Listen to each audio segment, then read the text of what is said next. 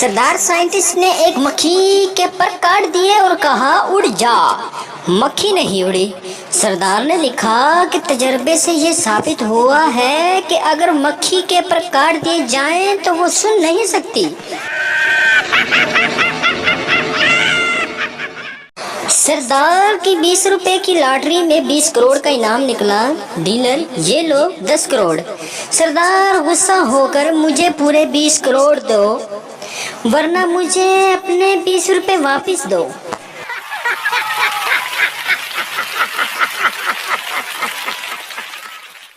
उस्ताद शागिर्द से जिस आदमी को सुनाई ना दे इसको इंग्लिश में क्या कहेंगे?